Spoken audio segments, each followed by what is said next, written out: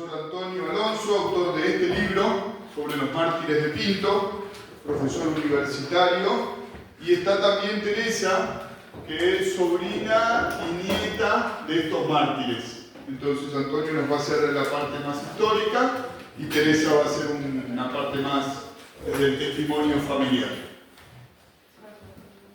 Muy bien, pues muchísimas gracias por la invitación, gracias también a todos ustedes por estar aquí, porque con el tiempo que hace y siendo sábado pues apetece otras cosas, pero bueno, han venido ustedes aquí a escucharnos y eso pues se lo agradecemos mucho.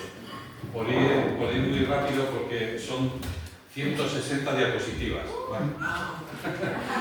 Pero muchas las voy a pasar muy rápido porque son fotografías del Pinto antiguo, etcétera, pero vamos, las tengo aquí por si acaso, para que vean ustedes sobre todo que he investigado, ¿vale? Que no me lo estoy inventando. Y esto es un punto muy importante, lo de que he investigado y no me lo estoy inventando, de verdad que es un punto importante que luego les comentaré. Bueno, aquí tienen mi email, por si acaso quieren contactar conmigo después o lo que sea. Bueno, aquí he traído los últimos 4 ejemplares que quedan del libro este que comentamos, así que si alguien luego quiere echarles un vistazo o lo que sea. Y vamos a comenzar con esa advertencia previa que ven ustedes ahí, pues cómo era Pinto, la vida religiosa en Pinto a comienzos del siglo XX, el ambiente anticlerical en Pinto durante la Segunda República, el martirio y los mártires. Ahí pasaré muy rápido, no tocaré absolutamente nada de lo que va a contar luego Teresa. Y luego sí sobre las otras 5 catequistas mártires. Y luego les explicaré cómo después de la guerra pues, vinieron los nacionales y cogieron a algunos de los culpables de los asesinatos y algunas conclusiones. La advertencia previa que les quería comentar es que, como ven ustedes ahí, eso es una máquina del tiempo. ¿Alguien de ustedes tiene una máquina del tiempo por ahí a mano? No, claro, ese es el tema. Entonces, ¿cómo podemos llegar a conocer lo que sucedió en julio del 36 en Pinto? Julio, agosto, septiembre, octubre, noviembre. ¿Cómo podemos llegar a conocerlo? Pues no lo podemos llegar a conocer, ¿no? Para bien o para mal, yo he podido hacer entrevistas a personas que eran muy pequeñitas en el tiempo de la guerra, pero claro, sus recuerdos están como en una nebulosa muy lejana, recuerdan algunas cosas, bien. Me he entrevistado también con familiares de algunos de los que cometieron los asesinatos. Bien, pues su testimonio, claro, está contaminado por ser descendientes o nietos, lo que sea, de los que asesinaron, ¿no? Entonces, claro, para esas pues son personas buenísimas, que es falso, que toda la investigación que se hizo posteriormente, pues lógicamente que estaba tintada de tintes políticos, o la redundancia, y que por supuesto no te puedes fiar de los juicios, etcétera, ¿no? Y mi abuelo era una persona bellísima, se lo puedes preguntar a cualquiera, pero luego, claro, vas a los archivos, a los documentos, y en fin, bueno, pues esto pues no casa con la realidad, ¿vale? A ver, no me da claro bien cómo va esto. Ahí. Entonces, es muy difícil llegar a conocer qué pasó en esos momentos, puesto que el acceso a la documentación ahora es mucho más fácil que hace 20 años, eso desde luego.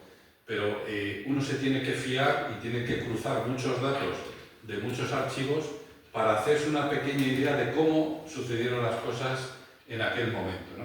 Y sobre todo también tenemos que ser conscientes de que hay mucha manipulación. Entonces, mucha de la información que nosotros tenemos ahora, digo información, no archivos, no documentos, sino información que vemos en los medios de comunicación o en los blogs o en las páginas web, están muy sesgadas, de tal manera que yo esta fotografía siempre la he visto con un pie de foto que dice sacerdotes practicando o formando para la guerra en la Plaza de Toros de Badajoz, ¿vale? Y entonces ya está más que estudiada esta fotografía, que esa no es la Plaza de Toros de Badajoz, se cogen fotografías de la Plaza de Toros de Badajoz de los años 30 y se ve que no es esa, la Plaza de Toros de Badajoz, que es la Plaza de Toros de Pamplona, y no es durante la guerra, es en los años 20, porque los seminaristas tenían obligación de hacer el servicio militar obligatorio. Y entonces tenían que hacer práctica de tiro.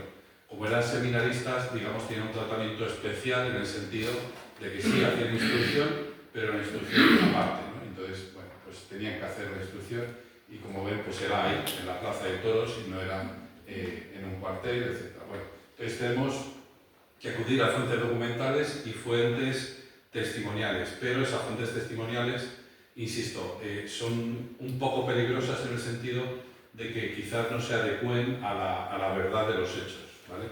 Para bien o para mal, ¿eh? Es decir, que cada uno cuenta la historia pues según se la han contado en su casa, ¿no? Entonces eso es muy importante, ¿no? Que sepamos que lo que nos cuentan en nuestra casa en ocasiones es 100% real y en ocasiones pues no lo es, ¿no? Ya digo, para bien o para mal. Se lo digo así, así no tengo que decir después, un ejemplo de esto. En Pinto, por ejemplo, durante 90 años no se habló de la Guerra Civil Española para nada. Y después empezaron a aflorar testimonios porque gracias a la ley de memoria histórica hubo gente que empezó a sacar datos de su familia y de la otra parte. Y bueno, pues nosotros también vamos a sacar nuestros datos y nuestra narrativa y nuestra historia, ¿no? Y entonces en Pinto, ya digo, yo cuando era pequeño no sabía ni que en Pinto hubiéramos matado a nadie, ¿no? Y fue pues hace 20, 25 años que empezamos a hablar de estas cosas. Y entonces sí que empecé a escuchar la historia de que en Pinto habían torreado en la plaza del pueblo, en la plaza de la Constitución, en la plaza del Ayuntamiento, habían torreado los creus y les habían matado allí. Entonces vamos a los archivos, vamos a la investigación judicial, vamos, de después de la guerra y eso no aparece por ningún lado. Es decir, que podría haber sido un relato que le habría venido muy bien al bando vencedor para hacer glorificación de no sé qué, y sin embargo la investigación que se lleva a cabo en Pinto después de la guerra, eso de llevarles y torearles y matarles allí en la plaza, eso no existió. Lo que sí que existe en los archivos, en la documentación, en los interrogatorios, es que les mataron justo aquí en el Cerro de los Ángeles. Les cogieron, les maniataron, les subieron a una camioneta, a los 4 hermanos Creus, 4, les dijeron que iban a una checa a Madrid y al llegar a la altura del Cerro de los Ángeles pararon la camioneta y les pegaron 4 tiros y se acabó, ¿no? Entonces, para bien o para mal, la investigación que al menos en Pinto se hace de los hechos que suceden allí en Pinto son muy fiables. Es una investigación muy fiable, que desestima relatos y toma en cuenta solo hechos. Investiga, interroga a los encausados y ya está, y se ciña a eso, ¿vale? Y luego también es muy difícil hacer una apreciación de qué pasó en aquel momento por la implicación personal, porque claro, si mi abuelo mató al tuyo, obviamente yo no puedo admitir que mi abuelo mató al tuyo. Y esto es una situación bastante dolorosa porque en la parroquia tenemos gente que es buenísima, pero gente cuyos abuelos mataron a los abuelos del otro que se sienta enfrente en misa, ¿no? Bueno, pero como durante 90 años de esto no se ha hablado, pues hemos seguido para adelante como si nada, ¿no? A ver si acierto. Vale, ¿cómo era Pinto? Pues Pinto era así. Pinto no es como es ahora, lógicamente, ¿no?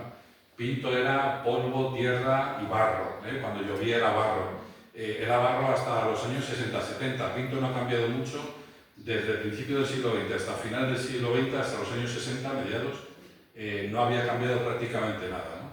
Y entonces todas las calles eran de barro, de tierra, y era muy pequeñito. Es decir, Pinto era la Plaza de la Constitución, la Plaza del Ayuntamiento, la iglesia y 3 o 4 conventos más. Y alrededor, pues eso, 4 o 5 casas, bueno, 2.000, 3.000 personas, como mucho, 2.000 personas, 2.500. El censo de final del siglo XIX, es decir, los hombres que votan a final del siglo XIX es una lista de 400 personas, es decir, que se pueden ustedes imaginar que son 400 familias, pues 400 por 7, 2.800 personas. Tampoco era un pueblo de eso, de 2.500 a 2.800 personas, ¿no? Y lo que sí era un pueblo muy religioso. Estaba la iglesia parroquial, a final del siglo XIX, como vamos a ver ahora. Espera, yo creo que mejor me voy a poner en el otro lado, donde está el padre Rossi, porque si no...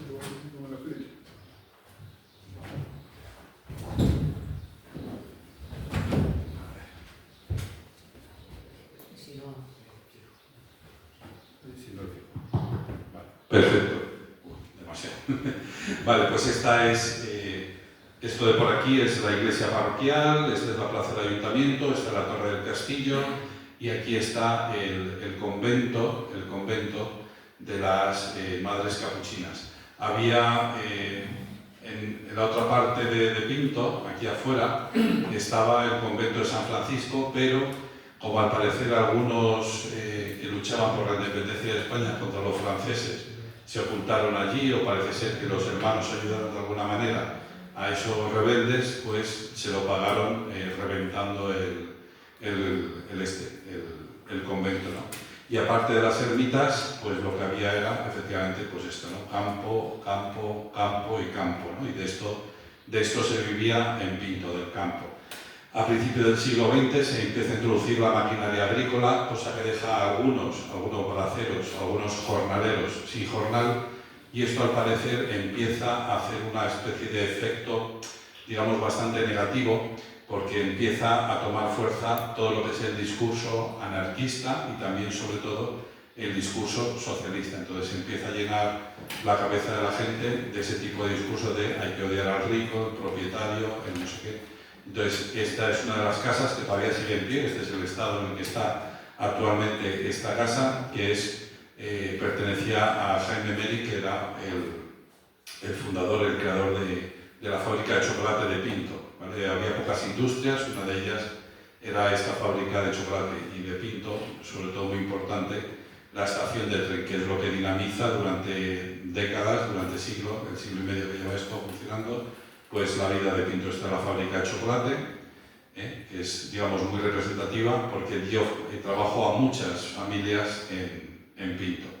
Típica casa del siglo XIX, típica casa del siglo XVI. Había unas cuantas casas señoriales desde el siglo XVI. ¿Cómo era la vida religiosa en Pinto a comienzos del siglo XX? En primer lugar estaba la parroquia, que tenía una portada preciosa, pero por un terremoto que hubo en Lisboa empezó a fracturarse la torre del campanario y también la propia portada de la iglesia.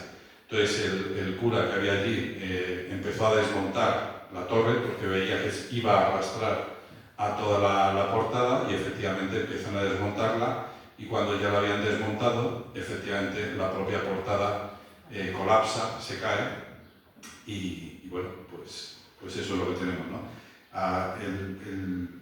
Este suceso, pues lógicamente es muy llamativo, aparece en la prensa, es el año 1921, y de 1921 a 1923 lo que son los pies de la iglesia están desnudos, es decir, por ahí entra todo el fresquito a la iglesia. Imagínense ustedes la misa del gallo, entrando todo el fresquito por detrás. Eso debió ser estupendo, ¿no?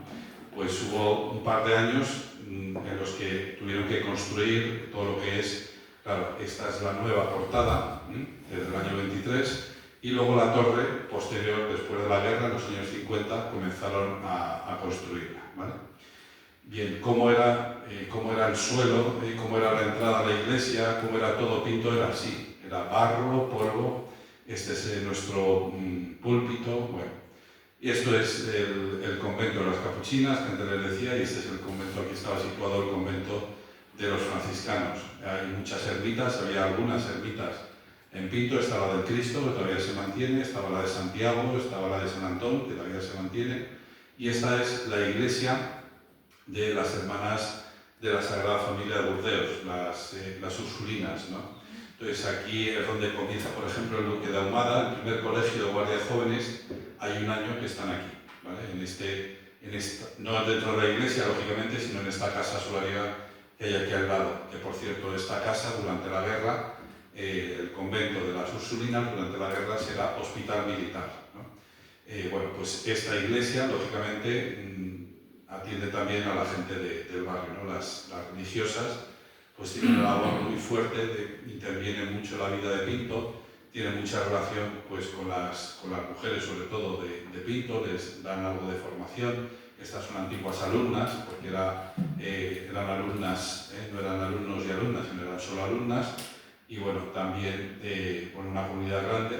Y aquí hay chicos, pero estos chicos son los chicos que trabajaban en las cuadras, que tenían ganado, era una casa enorme. Este de aquí, que se parece un poquito a mí, no es que sea yo de joven, sino que es mi padre de joven, ¿no? Bueno, y este es el colegio, es decir, luego ya después del Concilio Vaticano II. Esta señora de aquí, que no me acuerdo cómo se llama, la fundadora de las Adoratrices, a ver, la vizcondesa de Jorbalan, ¿cómo se llamaba? A ver, Santa María Micaela del Santísimo Sacramento. Muy bien. Pues esta señora, a finales del siglo XIX, poco antes de morir, funda aquí, en esta finca de aquí, que después tuvo el nombre de Finca de los Creus, no sé si les sonarán los Creus, de lo que antes hemos hablado, funda una casa cerquita de las vías del tren, precisamente para estar conectados con Madrid, y la utilizaba pues como una especie de noviciado, un año de noviciado, otros años de reposo simplemente, y ya está. Poco después de que ella muera, la venden y se la compran los Creus, pero allí fundó esa casa, Santa María Micaela. Y este señor de aquí, San Benito Menni, el que está enterrado en las hospitalarias de allí, de estos Cienpozuelos, coge esta finca también de aquí, en Pinto, y ahí en una pequeña casa funda una cosa que llamará él el Hospital de San Rafael, para niños. Pues en Pinto está unos cuantos años, y luego al ver que aquello se había quedado pequeño, se lo lleva a Madrid, pero lo funda aquí en Pinto, San Benito Menni, ¿vale? Entonces, para que veáis que para que vean ustedes que la vida religiosa en Pinto pues tenía su importancia. También fuente de peregrinación, meta de peregrinación, lógicamente, es el Cerro Los Ángeles, y en los periódicos de la época se ve cómo desde la parroquia de Pinto se organizan peregrinaciones hasta el Cerro Los Ángeles. En total son 6 kilómetros, tampoco nos matábamos, ¿de acuerdo? O sea, una cosa bastante asequible, ¿no? Y también otras procesiones, ¿no? Pues la Virgen de la Asunción y San Antón y San Isidro Labrador, por supuesto. Esta es una foto precisamente de cómo era el parque de Ejido antes y la entrada a la parroquia, ¿no? Y sobre todo la imagen del Cristo, que pues tenía mucha veneración allí. Todas las personas que nacían en Pinto, los hombres, los varones, nada más nacer, les hacían, a mí también me hicieron hermano del Cristo y ya está, ¿no? Y es muy curioso porque una de las señoras que recoge en sus memorias cómo vivió ella la guerra civil, recogía este tipo de expresiones de la gente, diciendo, nos han engañado, era de palo. ¿Por qué? Porque al Cristo durante la guerra lo que hacen es, para demostrar que era de palo, coger un hacha y lo parten por la mitad o en varios trozos, ¿no? Pues sí, nadie les había dicho a ustedes que ese señor de ahí era de carne y hueso, vamos, no sé, no, pero bueno, en fin, la gente, ¿no? Pero estas cosas que pasan, ¿vale? Entonces, más procesiones. Estas fotos son interesantes porque aquí, por ejemplo, esta es una de las 5 catequistas mártires. De las 5 catequistas mártires apenas hay documentación y esta es una de ellas, una foto, ya está. De los familiares de Teresa hay muchísimo más, hay bastante más. No ha dejado escritos, yo lo poco que hay escrito de Manuel Calleja lo he podido leer, pero supongo, a lo mejor quizás exista, pero todavía no se ha descubierto. Puede ser que de repente alguien en un archivo, en una guardilla, en un desván, tiene una caja en la que están los escritos espirituales de Manuel Calleja. Pues puede ser, porque nos podemos sorprender de la cantidad de material que va apareciendo después de tantos años, ¿no? Bueno. Y esto, el San Antón, también muy tradicional, y aquí vemos ya como uno de el párroco del momento de la Guerra Civil Española, Saturnino Salete Larrea, pues es un señor que es muy intelectual, ha estudiado en Roma, tiene una serie de propuestas desde el punto de vista también pues, que mezcla la ciencia y la fe, y bueno, pues el cielo de los cuerpos resucitados, ¿no? Entonces tiene unos cuantos libritos muy chiquitos que hablan sobre este tipo de cosas, ¿vale? Una última cosa que ha aparecido recientemente, por lo que les digo, es esta Constitución en Pinto de la Juventud Católica. Este documento para mí es muy importante, porque aparte de los que son mártires, que obviamente eran mártires, es decir, que les matan por ser el sacerdote y el padre del sacerdote, por ser las catequistas, etc., luego hay otras personas que dicen, bueno, les han matado por estar metidos en política. Y puedes decir, pues a lo mejor sí, pero es que también a mí me cabe la duda de por qué se metieron en política. Esto, si van a hablar con don Jorge López Teulón, es un punto que a mí me genera bastante, vamos, que yo creo que él también lo ha trabajado bastante, y es que para mí era obvio. Hay gente que se mete en política para medrar, como ahora. Bueno, ahora no, ahora, en fin, ahora todos entran, son espíritus puros y entran por servicio, por vocación de servicio, ¿no? Pero hay gente que en los años 30 sí que se metía en la política, pues porque era fruto de su compromiso, fruto de su fe, ¿no? Y entonces uno de estos jóvenes que está en los inicios de la Juventud Católica, que es un grupo de acción católica allí en Pinto, luego uno de esos resulta que es asesinado durante la Guerra Civil.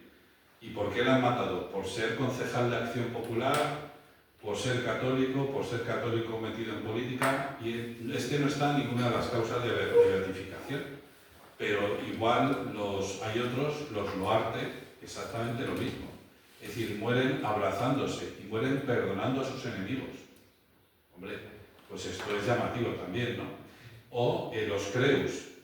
Uno de los Creus que veremos después, se cruza media España desde Almería, desde Cuerca de Lovera, el pueblo del obispo de Getafe, de Don Ginés, y claro, se cruza España en guerra para venir aquí a Madrid a dar la cara por sus hermanos. Y deja en su casa a su mujer y a sus 3 hijos. No sé, yo creo que es un esfuerzo heroico, ¿no? Es decir, ya me dicen en guerra, me llaman por teléfono, me dicen en guerra, crúzate el país y ven aquí a dar la cara por tus hermanos y deja allí a tu mujer y a tus hijos. Bueno, eso yo creo que es un acto heroico, ¿no? Pero bueno, muy rápidamente, que yo no sé cómo vamos de tiempo, pásame el móvil y así yo voy controlándome. Porque yo soy profesor y entonces, malamente, mal. Vale, como te he dado la prestación, si luego la quieren volver a ver, pues adelante. Simplemente dejarles la conclusión de que ya desde el principio de la Segunda República hay un ambiente clerical en Pinto. Para muestra, este botón, en el año 33, en junio es la procesión del Cristo, y entonces, ¿quién está de alcalde? Pues Carlos Luis Ruiz Martín, que era hermano del Cristo. Dice, pero como yo soy socialista y tengo que hacerme notar, lo que hago es prohibir la procesión del Cristo. Eso en el Pinto del año 33 era imposible. Entonces la gente se echa a la calle, abre las puertas de la ermita, saca el Cristo y punto. Y ya puede venir el alcalde a decir misa, que no le dejan. Entonces, que queda muy mal en la prensa incluso, y por eso se recoge en la prensa. Victoria Kent, que saben ustedes que es una republicana, digamos, muy emblemática, y hay muchas entrevistas después de la transición o de la época de la transición, en los años 70 y 80, entrevistas televisadas que todavía se pueden ver. Pues visita Pinto. No sé qué tipo de estrecha relación hay entre Pinto, el Partido Socialista de Pinto, y el Partido Socialista General de España en Madrid, que digamos es un centro de atención y de atracción de las figuras socialistas, ¿no? Entonces, Victoria Kent, por ejemplo, se sabe que visita Pinto un par de ocasiones. Y a mí me causa extrañeza porque al final eran menos de 3.000 habitantes, y sin embargo es un foco de atracción para el Partido Socialista, ¿no?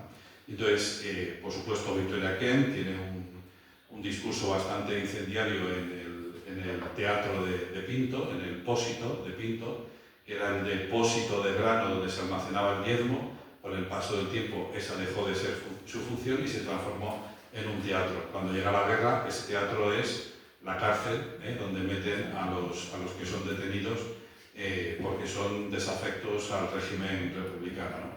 Entonces, este mitin que se da en el Pósito, en Pinto, en el depósito este que les decía, hace esta defensa de este tipo de cosas anticlericales, acompañados de estos otros oradores que también exactamente son igual de anticlericales, ¿no? Aquí tienen una prueba de cómo Martín de Antonio, que es uno de estos oradores de ese día, también tiene una serie de pronunciamientos antirreligiosos, anticlericales. A la contra, la CEDA, es decir, Acción Popular era un partido de la CEDA, cuando van a hacer sus reuniones, ¿cómo comienzan sus reuniones, sus congresos, sus grandes encuentros? Con una Eucaristía. Era lo que yo les decía antes. Bien, podemos entender que los que eran de acción popular estaban ahí por interés, pero ya digo, así es como comenzaban sus reuniones, ¿no? Con una Eucaristía. Bueno, pues más propaganda electoral, la manifestación de Julia Álvarez Resano, más mítines, hasta que llegamos a julio del 36, matan al teniente Castillo, en represalia matan a Calvo Sotelo y, como saben ustedes, a partir de ahí lo siguiente que sigue pues es la Guerra Civil Española. No sé si sabrán que había pedido las autoridades republicanas, habían denegado el derecho a hacer un entierro, la familia insistió y efectivamente le concedieron el derecho a hacer un entierro más o menos digno, dice, pero en la intimidad. En la intimidad. Imposible. Tanto es así que es muy conocido el juramento que hace este señor ahí, que era el secretario de José Calvo Sotelo, de que, bueno, esto será lo que inicie lo siguiente, ¿no? Bien, el martirio y los mártires. Es el martirio de estos señores en España no empieza con la guerra, sino que empieza antes de la guerra. Y esto es necesario tenerlo en cuenta. Empieza en el año 31, se incendian, se prenden fuego algunas iglesias, pero también se matan algunos sacerdotes. En el año 34, en Asturias, exactamente lo mismo. Es decir, no es la guerra, es el régimen, ¿no? Bueno, y estos son las personas que mueren en Pinto a manos de estas otras personas, ¿vale? Entonces ahí lo tienen el documento histórico, que esto es fácilmente accesible por internet, ahora es muy accesible, y este es el resumen que tengo yo en el libro, ¿no? Una veintena son asesinados después de la guerra, una veintena son ejecutados. La gran diferencia es que la veintena que muere en el año 36 lo hacen sin juicio, la veintena que son ejecutados en el año 39, entre el 39 y el 42, 43, la diferencia es que sí que hay juicio. ¿Es un juicio sin garantías? ¿Es un juicio sin abogado? Efectivamente, es un juicio sin garantías procesales, es un juicio sin abogado, pero no sin investigación. Y los propios investigadores se los encargan de depurar, de discernir qué es auténtico, qué no es auténtico, qué es fiable, qué no es fiable. Entre las sorpresas que yo me he llevado investigando esto, es que alguno de los que está aquí, de los que figura como de los que cometen las atrocidades y los desmanes, pues resulta que yo soy familiar de él. Entonces, pero esto lo he descubierto ahora. Esto es una cosa bárbara. Pero, bueno, familiar lejano, ¿vale? Pero al fin y al cabo familiar, ¿no? El otro día, es decir, hace un par de meses, fui a hablar con una tía mía que tiene 98 años, tía abuela, tiene 98 años, y digo, ¿cómo se llamaba tu madre? Claro, dice, Sabina, bueno, Sabina, vamos a dejarlo, ¿vale? Sabina. Y era de Pinto. Ah, que era de Pinto, sí, tal, claro, es que a ver, ¿cómo se apellidaba? Tal. Ah, amigo, claro, pues eso aparece. Yo he escrito sobre ese señor, sobre sus apellidos. Que sí, de hecho, ella tenía un hermano que murió en la cárcel después de la guerra, etc. De todos los 20 y pocos que fueron ejecutados, que fueron llevados a juicio después de la guerra, el único que se salva de ser ejecutado inmediatamente es este. Porque Franco le condona, le cambia la pena de muerte por 30 años o no sé qué. Pero muere en la cárcel fruto de una infección. Bueno, cosas de la posguerra que efectivamente el estado de las cárceles después de la guerra pues eran tremendas, como era tremenda la vida fuera de las cárceles en la España de posguerra. O sea que ninguna sorpresa. Ya digo, es una sorpresa.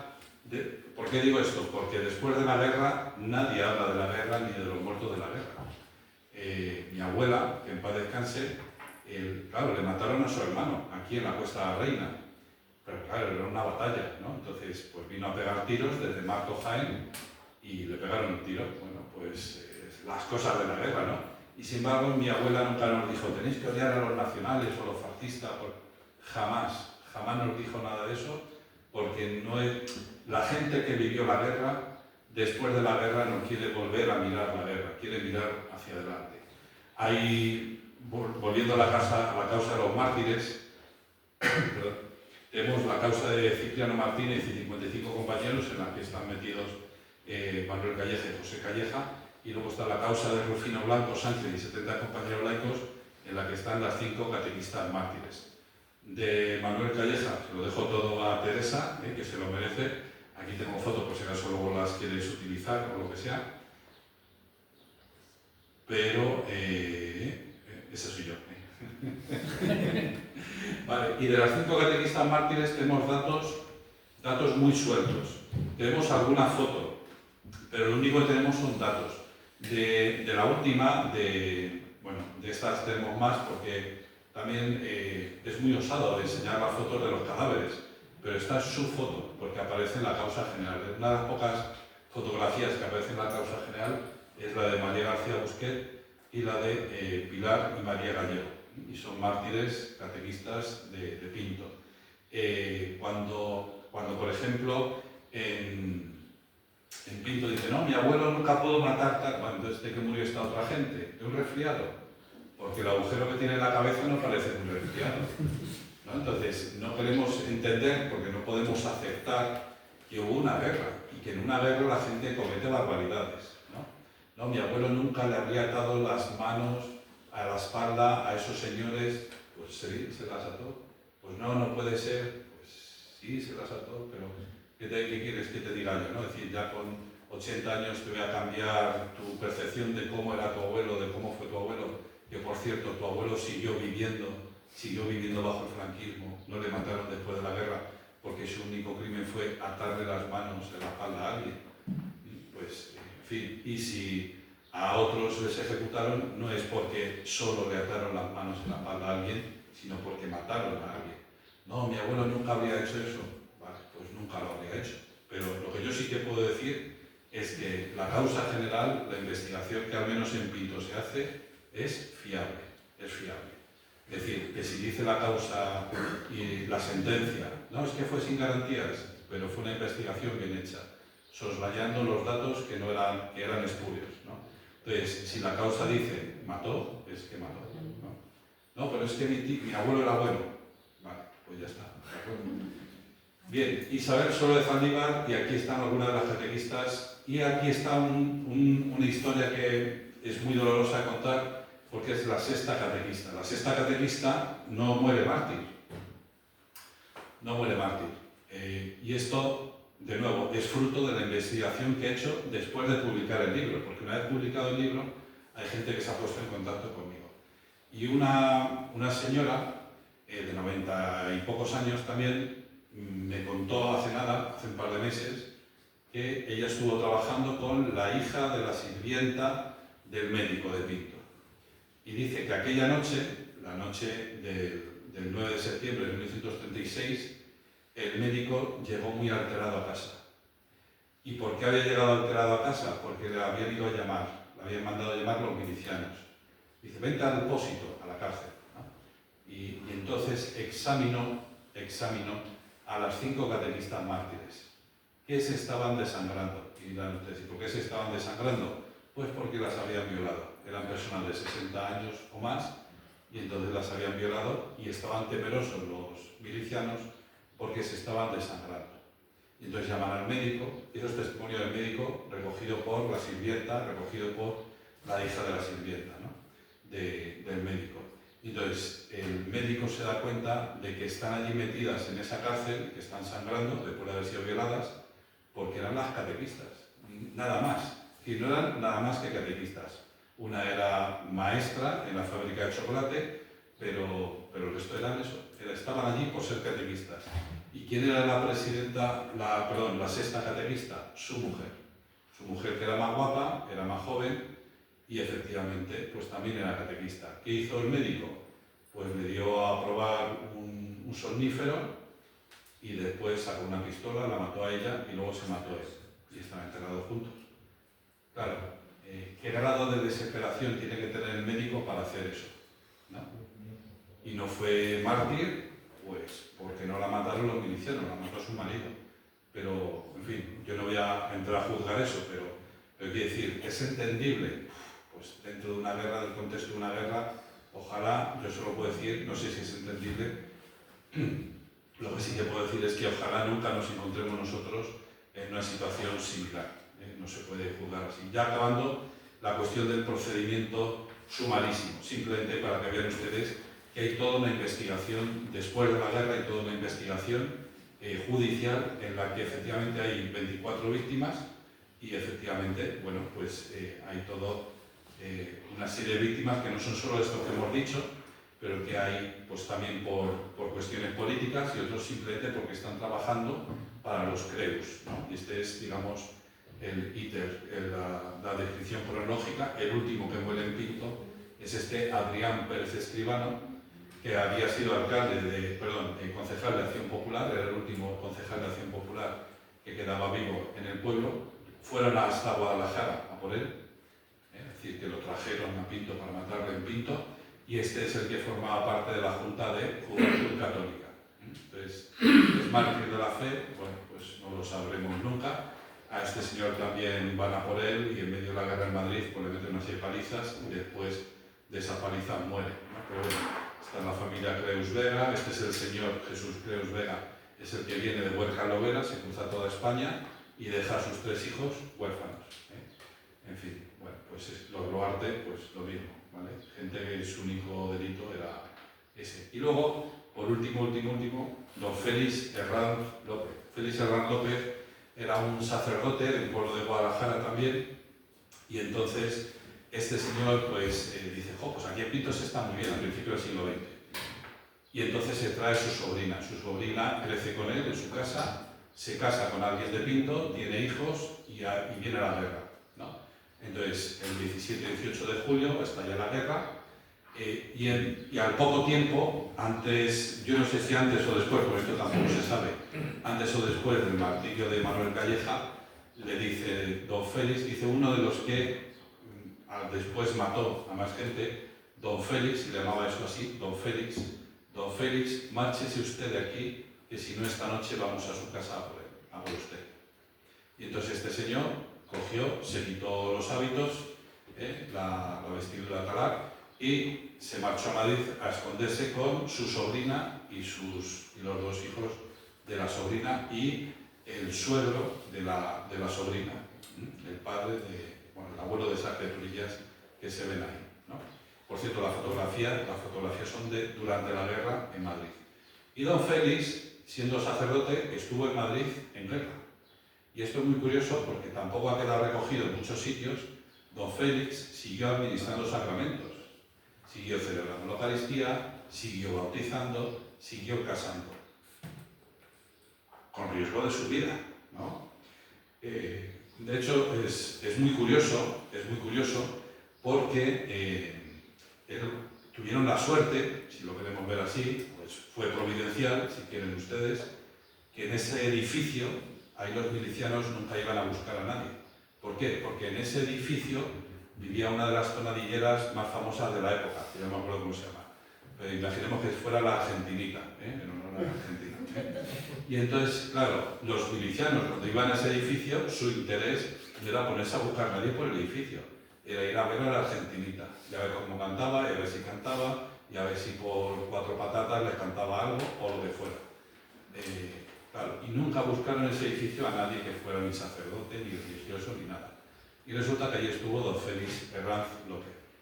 Y eso sí, alguien de Pinto, que estaban escondidos allí en Madrid, dio un chivatazo y dijeron, ese señor es sacerdote.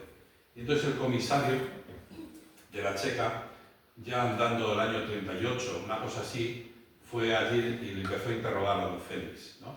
Bueno, ¿y usted qué es? ¿A qué se dedica? Bueno, pues nada, yo vivo ahí, tal, no sé qué, muy bien. Pero usted, ¿por qué no se ha casado? Bueno, pues yo ya soy muy mayor, ya sabe usted, ¿no? Estas cosas, tal, vamos ya aquí ya muy mayor, tal. Que bueno, mire, yo sé lo que usted es y lo vamos a dejar así y ya está. Pero usted no siga haciendo esas cosas que me han dicho que usted hace.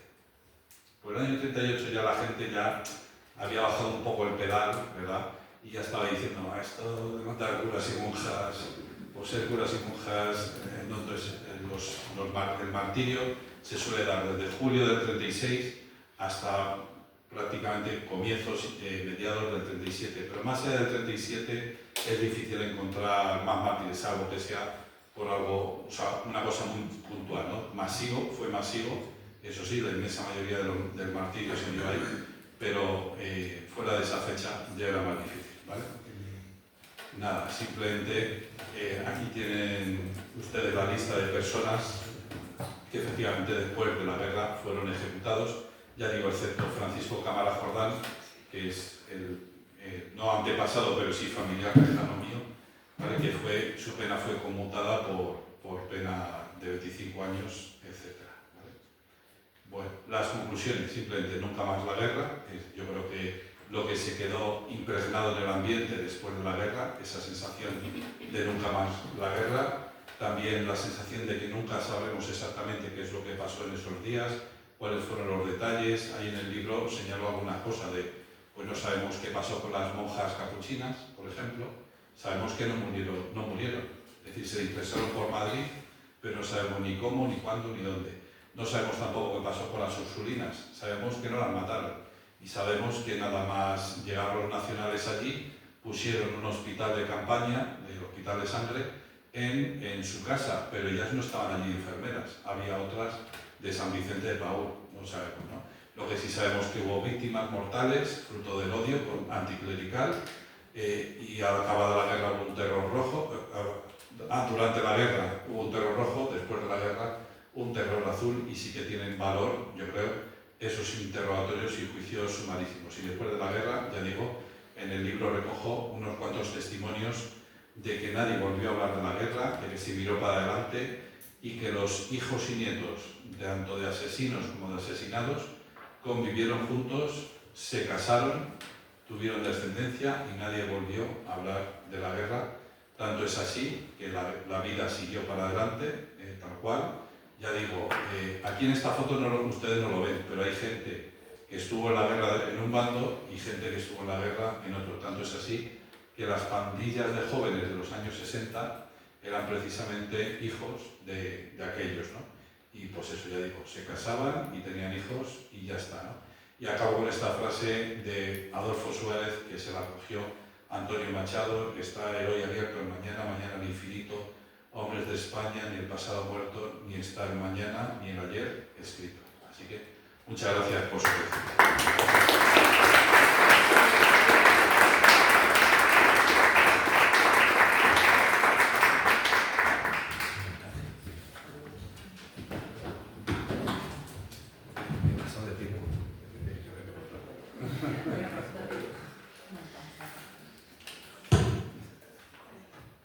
Bueno, pues yo quisiera empezar primero agradeciendo a Antonio todo el trabajo de investigación que ha hecho, que realmente es muchísimo.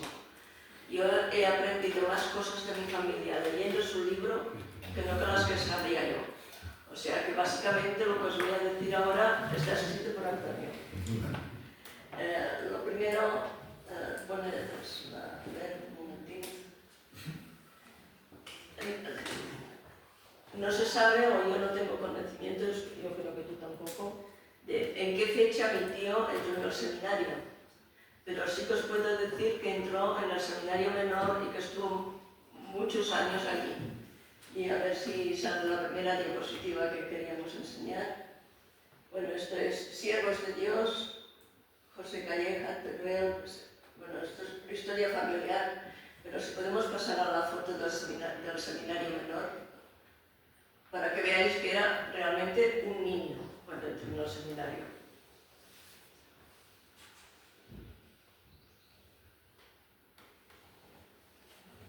Yo recuerdo que mi madre explicaba cómo los domingos iban a verlo cada domingo toda la familia al seminario, que si lleva ropa, que si quitarla, que si... Y ella recuerda esas visitas al seminario con mucho cariño y con mucha... La familia de mi tío, la de mi madre, lógicamente, era una familia muy católica, muy tradicional y que, pues en ese tiempo el tener un hijo seminarista costaba dinero y costaba Y mis abuelos eran una familia trabajadora, normal. Mi abuelo trabajaba de escribiente en una fábrica y mi abuela cosía camisas en casa, o sea, trabajadores puros, ¿sabe? No sé. Bueno, la primera salió, esta es la foto del seminario menor de mi tío. Como veis es un niño. No sé los años que podía tener, pero era un niño. Yo leyendo el libro este de Antonio, lo que sí me he dado cuenta es que mi tío tenía prisa por ser sacerdote. ¿Qué quiero decir con eso? Pues que él pidió poco a poco que se le fueran dando las órdenes, ¿cómo se llaman? Sí, bueno, los distintos pasos. Los distintos pasos, o sea, no me sale la palabra. Con 21 años pidió al muy ilustre señor rector del Seminario Conciliar de Madrid ser promovido a primera clerical tonsura. Y el 18 de octubre del 32, y esta frase que voy a repetir ahora en el libro se repite bastantes veces porque es literal, y es con libre y espontánea voluntad, sin que exista coacción de ningún género. O sea, mi tío era totalmente libre y totalmente hacia su voluntad, dando los pasos para poder llegar a ser sacerdote.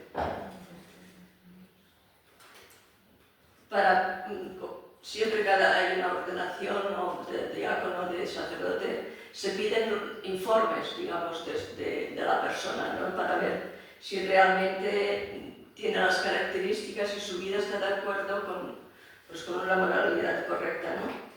Y su párroco, que entonces él, como seminarista estuvo destinado en la parroquia de Nuestra Señora de las Victorias de Madrid. Y fue su párroco el que tuvo que dar los informes. Como resumen, dice el párroco de Manuel Calleja, que fue tenido por todos como joven de buena vida y costumbres, piadoso y acorde de recibir órdenes sagradas y el sacerdocio. Lo que firma en Tetuán, Madrid, el 18 de noviembre del 32. Mi tío nació en el 1911, en el 32 tenía 21 años y ya estaba en camino al sacerdocio. Aún con 21 años, pide la admisión sagrada a las órdenes de hostiario y lector, y lo hace nuevamente con libre y espontánea voluntad, sin que exista coacción de ningún género. Ya acólito de 23 años, pide la orden del subdiaconado, el 17 de octubre de 1934, repitiendo la citada fórmula, que lo hacía todo libremente y sin ningún tipo de coacción.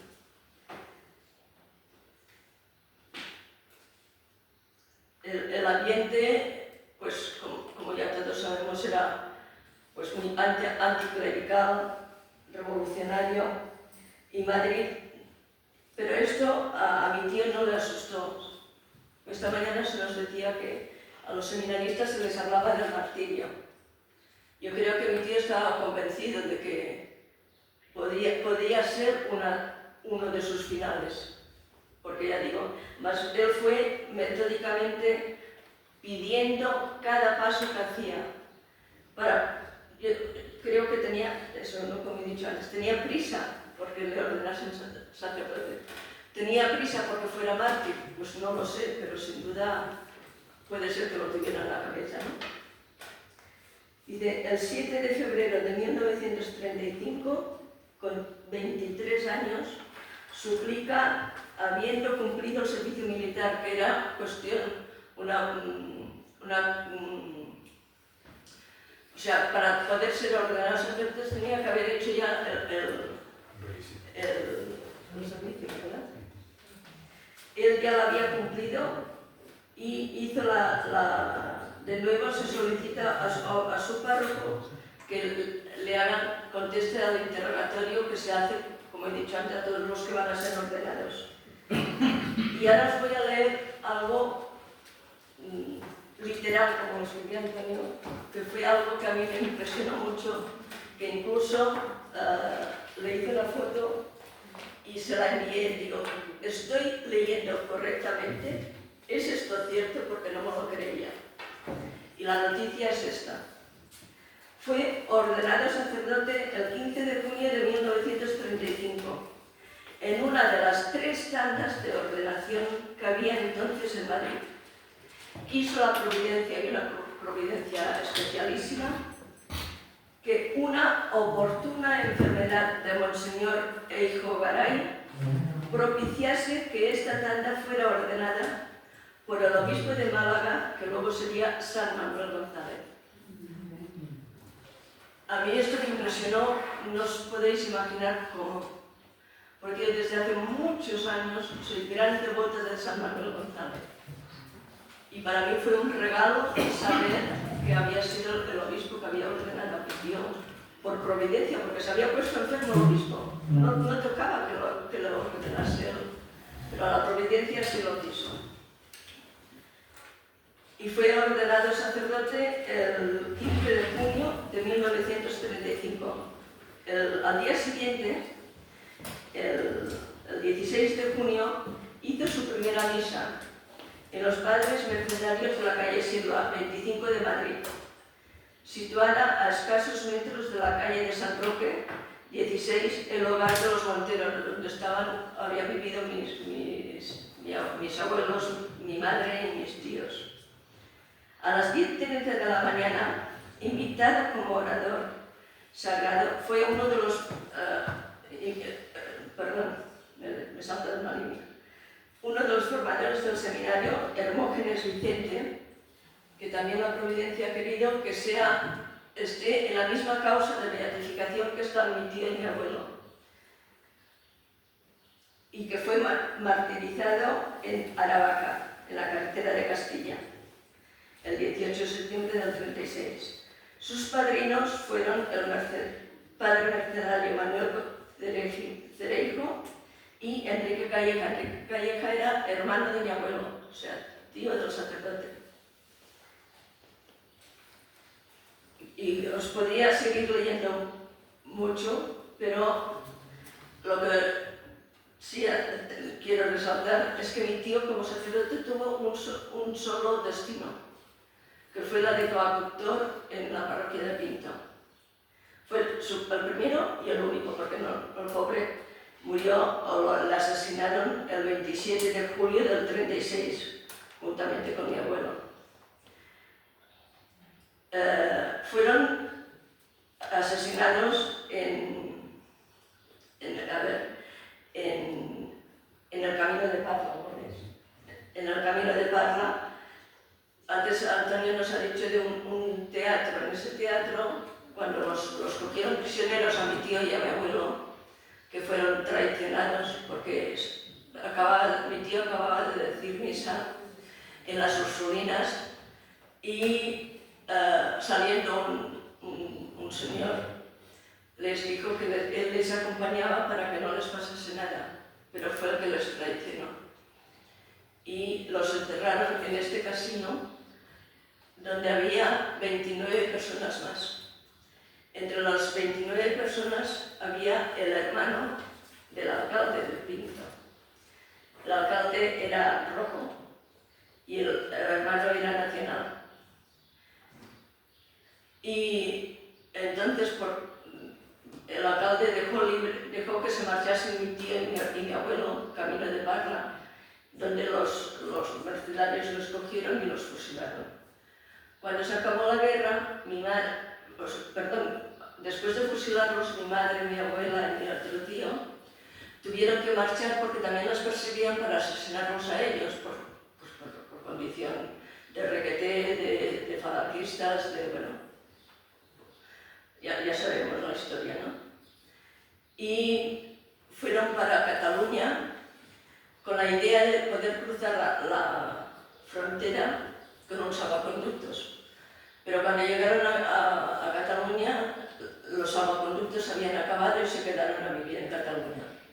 Cuando acabó la guerra, mi madre y mi abuela vinieron cogieron los restos y los enterraron en la tumba.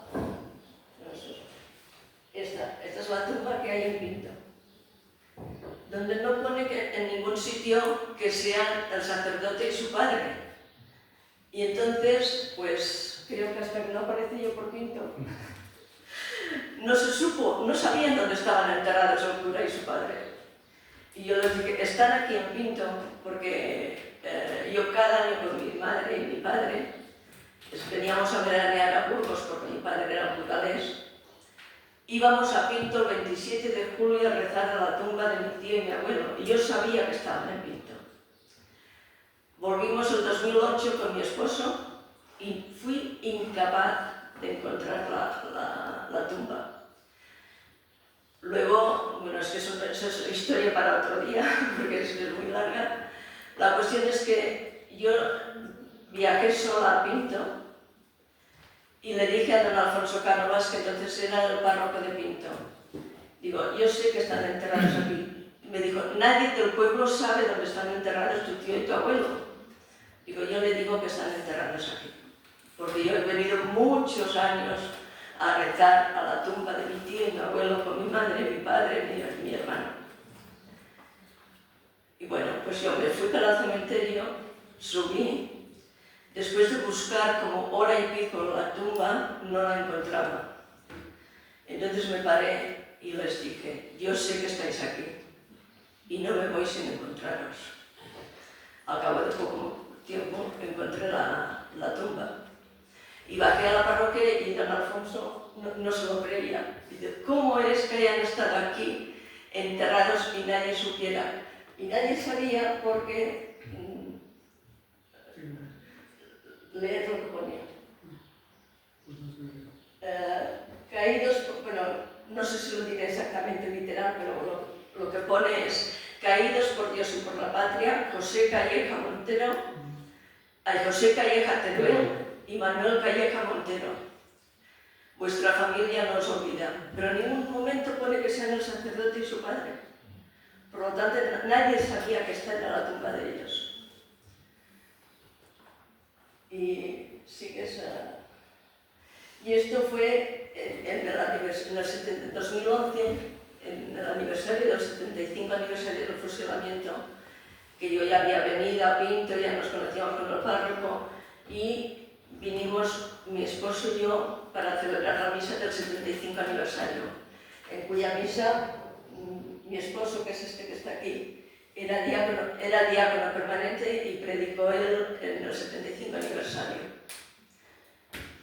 Y esta es la tumba que últimamente hicieron obras en la iglesia de Pinto y se ha preparado la tumba para poder llevar los restos del cementerio a la tumba. No sé si están esperando a que sean identificados o... No, eso es un proceso que lleva su tiempo, pero que, vamos...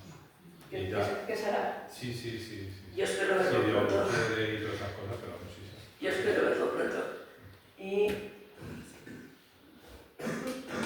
dice, pidamos al Señor su pronta beatificación y que desde el cielo puedan interceder por nosotros. Amén. Yo creo, estoy convencidísima, nadie me lo ha explicado, pero estoy convencidísima que sus últimas palabras fueron ¡Viva Cristo Rey! ¡Viva! ¡Viva!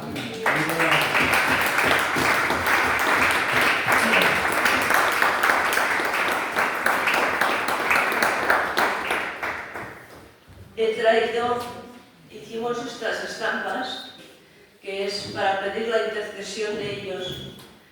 Podéis coger las que queráis, aquí las tengo. Bueno, le agradecemos a Antonio y a Teresa. Sí. Yo, una cosita fuera de tiempo, pero es gratis. Vale,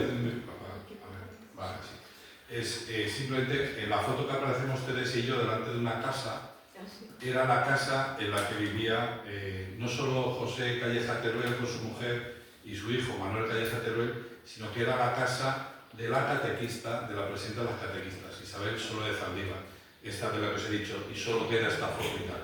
Era una casa enorme, y sigue siendo enorme, lo que pasa que, bueno, era una casa enorme. Tanto es así que en esa casa vivía esa señora que estaba sola, que estaba soltera, que tenía 50 y pico años, vivía la sirvienta y la familia de la sirvienta, y había todavía más espacio para otra familia más, que era la familia de José Calleja Teruel y Manuel Calleja Teruel.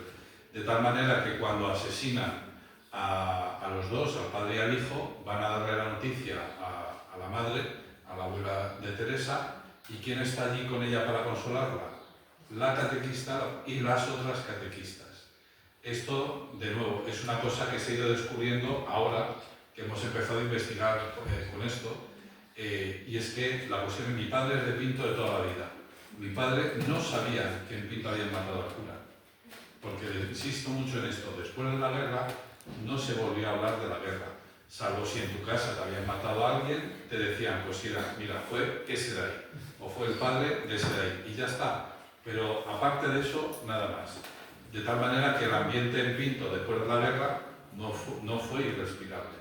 Es decir, no fue algo tan angustioso de decir, bueno, vienen ahora aquí a por mí a matarme. No fue así. La gente prosperó porque miró para adelante, ¿vale?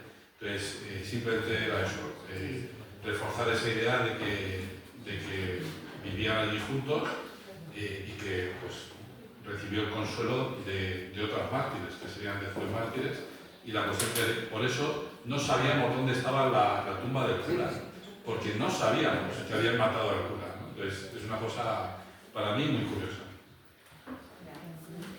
Bueno, le agradecemos mucho a Antonio y a Teresa de haber venido a compartir con nosotros este testimonio. Ahora tenemos una pausa para otro café y a las 5:30 nos volvemos a encontrar aquí. Damos otro aplauso.